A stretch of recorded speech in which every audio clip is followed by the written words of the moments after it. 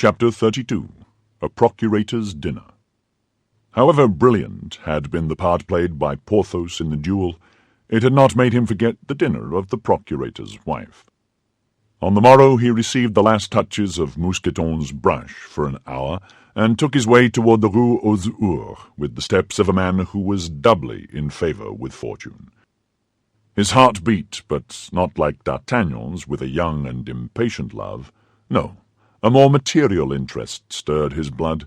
He was about, at last, to pass that mysterious threshold, to climb those unknown stairs by which, one by one, the old crowns of Monsieur Coquenard had ascended. He was about to see in reality a certain coffer, of which he had 20 times beheld the image in his dreams, a coffer, long and deep, locked, bolted, fastened in the wall, a coffer of which he had so often heard, and which the hands, a little wrinkled, it is true, but still not without elegance, of the Procurator's wife were about to open to his admiring looks.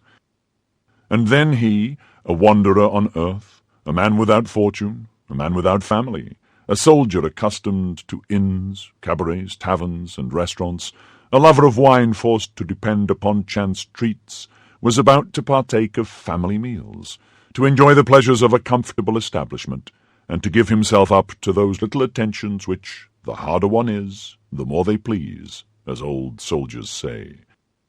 To come in the capacity of a cousin, and seat himself every day at a good table, to smooth the yellow wrinkled brow of the old procurator, to pluck the clerks a little by teaching them basset, passe-dix, and lansquenet in their utmost nicety, and winning from them, by way of fee for the lesson he would give them in an hour, their savings of a month. All this was enormously delightful to Porthos. The Musketeer could not forget the evil reports which then prevailed, and which indeed have survived them, of the procurators of the period. Meanness, stinginess, fasts. But as, after all, excepting some few acts of economy which Porthos had always found very unseasonable, the Procurator's wife had been tolerably liberal. That is, be it understood, for a Procurator's wife, he hoped to see a household of a highly comfortable kind. And yet, at the very door, the Musketeer began to entertain some doubts.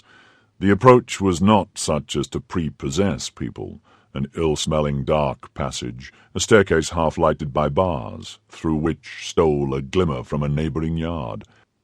On the first floor a low door studded with enormous nails, like the principal gate of the Grand Châtelet. Porthos knocked with his hand. A tall, pale clerk, his face shaded by a forest of virgin hair, opened the door and bowed with the air of a man forced at once to respect in another lofty stature, which indicated strength, the military dress, which indicated rank, and a ruddy countenance, which indicated familiarity with good living. A shorter clerk came behind the first, a taller clerk behind the second, a stripling of a dozen years rising behind the third, in all 3 clerks and a half, which, for the time, argued a very extensive clientage. Although the Musketeer was not expected before 1 o'clock, the Procurator's wife had been on the watch ever since midday, reckoning that the heart, or perhaps the stomach, of her lover would bring him before his time. Madame Coquenard therefore entered the office from the house at the same moment her guest entered from the stairs, and the appearance of the worthy lady relieved him from an awkward embarrassment. The clerk surveyed him with great curiosity, and he, not knowing well what to say to this ascending and descending scale, remained tongue-tied. "It is my cousin!" cried the Procurator's wife. Come in, Monsieur Porthos." The name of Porthos produced its effect upon the clerks, who began to laugh, but Porthos turned sharply round, and every countenance quickly recovered its gravity. They reached the office of the Procurator after having passed through the antechamber in which the clerks were, and the study in which they ought to have been. This last apartment was a sort of dark room, littered with papers. On quitting the study they left the kitchen on the right, and entered the reception-room. All these rooms, which communicated with one another, did not inspire Porthos favourably. Words might be heard at a distance through all these open doors. Then, while passing, he had cast a rapid, investigating glance into the kitchen, and he was obliged to confess to himself, to the shame of the Procurator's wife and his own regret, that he did not see that fire, that animation, that bustle, which, when a good repast is on foot, prevails generally in that sanctuary of good living. The Procurator had, without doubt, been warned of his visit, as he expressed no surprise at the sight of Porthos, who advanced toward him with a sufficiently easy air and saluted him courteously. "We are cousins, it appears, Monsieur Porthos," said the Procurator, rising, yet supporting his weight upon the arms of his cane chair. The old man, wrapped in a large black doublet, in which the whole of his slender body was concealed, was brisk and dry. His little grey eyes shone like carbuncles, and appeared, with his grinning mouth, to be the only part of his face in which life survived. Unfortunately, the legs began to refuse their service to this bony machine. During the last 5 or 6 months that this weakness had been felt, the worthy Procurator had nearly become the slave of his wife. The cousin was received with resignation, that was all. Monsieur Coquenard, firm upon his legs, would have declined all relationship with Monsieur Porthos. "Yes, monsieur, we are cousins," said Porthos, without being disconcerted, as he had never reckoned upon being received enthusiastically by the husband. "By the female side, I believe," said the Procurator maliciously. Porthos did not feel the ridicule of this, and took it for a piece of simplicity, at which he laughed in his large moustache. Madame Coquenard, who knew that a simple-minded Procurator was a very rare variety in the species, smiled a little, and coloured a great deal. Monsieur Coquenard had, since the arrival of Porthos, frequently cast his eyes with great uneasiness upon a large chest placed in front of his oak desk. Porthos comprehended that this chest, although it did not correspond in shape with that which he had seen in his dreams, must be the blessed coffer, and he congratulated himself that the reality was several feet higher than the dream. Monsieur Coquenard did not carry his genealogical investigations any further, but withdrawing his anxious look from the chest and fixing it upon Porthos, he contented himself with saying, "Monsieur, our cousin will do us the favour of dining with us once before his departure for the campaign, will he not, Madame Coquenard?" This time Porthos received the blow right in the stomach, and felt it. It appeared likewise that Madame Coquenard was not less affected by it on her part, for she added, "My cousin will not return if he finds that we do not treat him kindly. But otherwise he has so little time to pass in Paris, and consequently to spare to us, that we must entreat him to give us every instant he can call his own previous to his departure." "Oh, my legs, my poor legs, where are you?" murmured Coquenard, and he tried to smile. The succour which came to Porthos at the moment in which he was attacked in his gastronomic hopes inspired much gratitude in the musketeer toward the Procurator's wife. The hour of dinner soon arrived. They passed into the eating-room, a large dark room situated opposite the kitchen. The clerks, who, as it appeared, had smelled unusual perfumes in the house, were of military punctuality, and held their stools in hand quite ready to sit down. Their jaws moved preliminarily with fearful threatenings. "Indeed," thought Porthos, casting a glance at the 3 hungry clerks, for the errand-boy, as might be expected, was not admitted to the honours of the magisterial table. "In my cousin's place I would not keep such gourmands. They look like shipwrecked sailors who have not eaten for 6 weeks." Monsieur Coquenard entered, pushed along upon his armchair with castors by Madame Coquenard, whom Porthos assisted in rolling her husband up to the table. He had scarcely entered when he began to agitate his nose and his jaws, after the example of his clerks. Oh, said he, "here is a soup, which is rather inviting. What the devil can they smell so extraordinary in this soup?" said Porthos, at the sight of a pale liquid, abundant but entirely free from meat, on the surface of which a few crusts swam about as rare as the islands of an archipelago. Madame Coquenard smiled, and upon a sign from her, everyone eagerly took his seat. Monsieur Coquenard was served first, then Porthos. Afterward Madame Coquenard filled her own plate, and distributed the crusts, without soup, to the impatient clerks. At this moment the door of the dining-room unclosed with a creak, and Porthos perceived through the half-open flap the little clerk, who, not being allowed to take part in the feast, ate his dry bread in the passage with the double odour of the dining-room and kitchen. After the soup, the maid brought a boiled fowl, a piece of magnificence which caused the eyes of the diners to dilate in such a manner that they seemed ready to burst. "One may see that you love your family, Madame Coquenard," said the Procurator, with a smile that was almost tragic. "You are certainly treating your cousin very handsomely." The poor fowl was thin, and covered with one of those thick bristly skins through which the teeth cannot penetrate with all their efforts. The fowl must have been sought for a long time on the perch, to which it had retired to die of old age. "The devil," thought Porthos, "this is poor work. I respect old age, but I don't much like it boiled or roasted."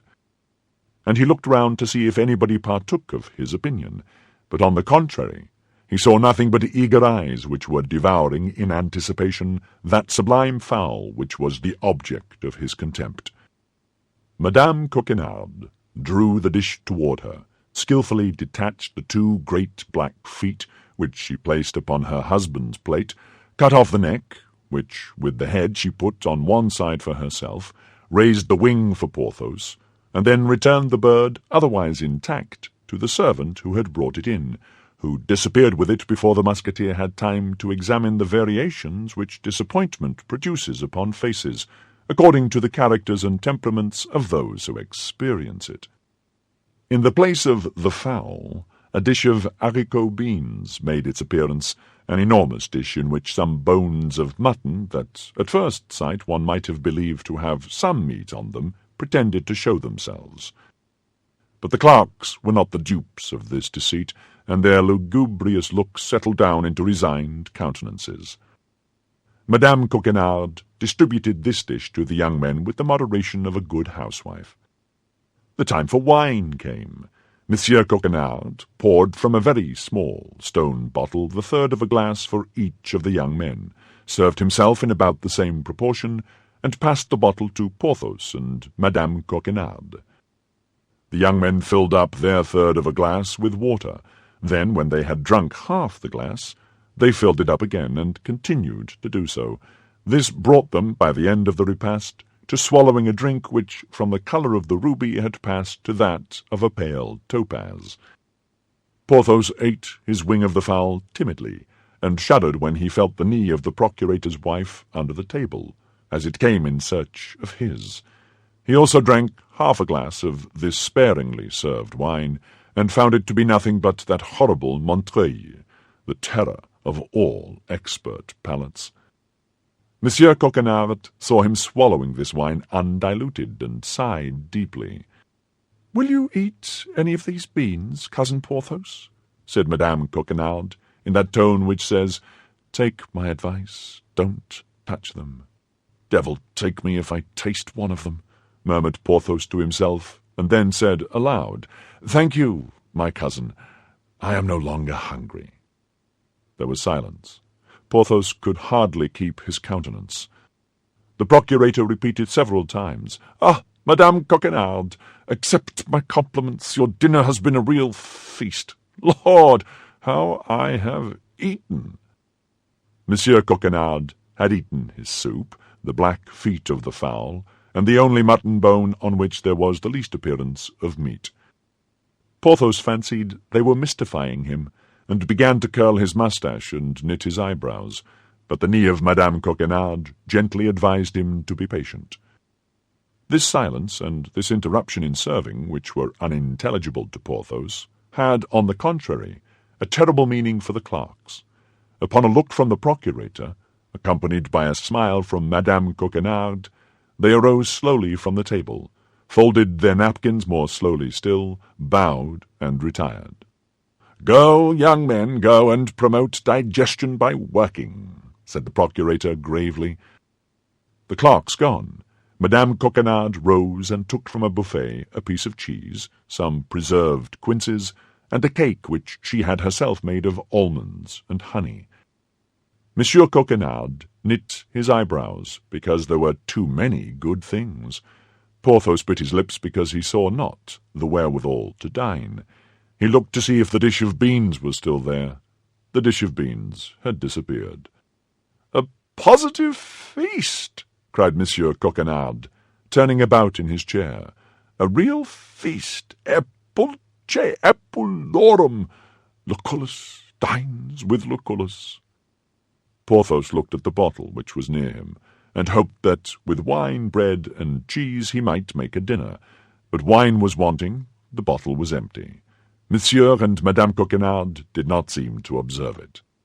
"This is fine," said Porthos to himself. "I am prettily caught." He passed his tongue over a spoonful of preserves, and stuck his teeth into the sticky pastry of Madame Coquenard. "Now," said he, "the sacrifice is consummated. Ah, if I had not the hope of peeping with Madame Coquenard into her husband's chest!" Monsieur Coquenard, after the luxuries of such a repast, which he called an excess, felt the want of a siesta. Porthos began to hope that the thing would take place at the present sitting, and in that same locality. But the procurator would listen to nothing. He would be taken to his room, and was not satisfied till he was close to his chest, upon the edge of which, for still greater precaution, he placed his feet. The procurator's wife took Porthos into an adjoining room, and they began to lay the basis of a reconciliation. "You can come and dine 3 times a week," said Madame Coquenard. "Thanks, madame," said Porthos, "but I don't like to abuse your kindness. Besides, I must think of my outfit." "That's true," said the procurator's wife, groaning. "That unfortunate outfit." "Alas, yes," said Porthos. "It is so." "But of what, then, does the equipment of your company consist, Monsieur Porthos?" "Oh, of many things," said Porthos. "The musketeers are, as you know, picked soldiers, and they require many things useless to the guardsmen or the Swiss." "But yet, detail them to me." "Why, they may amount to—" said Porthos, who preferred discussing the total to taking them one by one. The procurator's wife waited tremblingly. "To how much?" said she. "I hope it does not exceed—" She stopped. Speech failed her. "Oh, no," said Porthos. "It does not exceed 2,500 livres. I even think that with economy I could manage it with 2,000 livres." "Good God!" cried she. 2,000 livres! Why, that is a fortune!" Porthos made a most significant grimace. Madame Coquenard understood it. "I wish to know the detail," said she, "because, having many relatives in business, I was almost sure of obtaining things at 100% less than you would pay yourself." "Aha!" said Porthos. "That is what you meant to say." "Yes, dear Monsieur Porthos. Thus, for instance, don't you in the first place want a horse?" "Yes, a horse." "Well, then, I can just suit you." "Ah," said Porthos, brightening, "that's well as regards my horse, but I must have the appointments complete, as they include objects which a musketeer alone can purchase, and which will not amount, beside, to more than 300 livres. 300 livres? Then put down 300 livres, said the procurator's wife with a sigh. Porthos smiled. It may be remembered that he had the saddle which came from Buckingham. These 300 livres he reckoned upon putting snugly into his pocket. "Then," continued he, "there is a horse for my lackey, and my valise. As to my arms, it is useless to trouble you about them. I have them." "A horse for your lackey," resumed the procurator's wife hesitatingly, "but that is doing things in lordly style, my friend." "Ah, madame," said Porthos haughtily, "do you take me for a beggar?" "No, I only thought that a pretty mule makes sometimes as good an appearance as a horse, and it seemed to me that by getting a pretty mule for Mousqueton—" "Well, agreed for a pretty mule," said Porthos, "you are right. I have seen very great Spanish nobles whose whole suite were mounted on mules, but then you understand, Madame Coquenard, a mule with feathers and bells." "Be satisfied," said the Procurator's wife. "There remains the valise," added Porthos. "Oh, don't let that disturb you," cried Madame Coquenard. "My husband has 5 or 6 valises. You shall choose the best. There is one in particular which he prefers in his journeys, large enough to hold all the world." "Your valise is then empty?" asked Porthos with simplicity. "Certainly it is empty," replied the Procurator's wife in real innocence. "Ah, but the valise I want," cried Porthos, "is a well-filled one, my dear." Madame uttered fresh sighs. Molière had not written his scene in L'Avare then. Madame Coquenard was in the dilemma of Harpagon. Finally, the rest of the equipment was successively debated in the same manner, and the result of the sitting was that the Procurator's wife should give 800 livres in money, and should furnish the horse and the mule, which should have the honour of carrying Porthos and Mousqueton to glory. These conditions being agreed to, Porthos took leave of Madame Coquenard. The latter wished to detain him by darting certain tender glances, but Porthos urged the commands of duty, and the Procurator's wife was obliged to give place to the king. The Musketeer returned home hungry and in bad humour.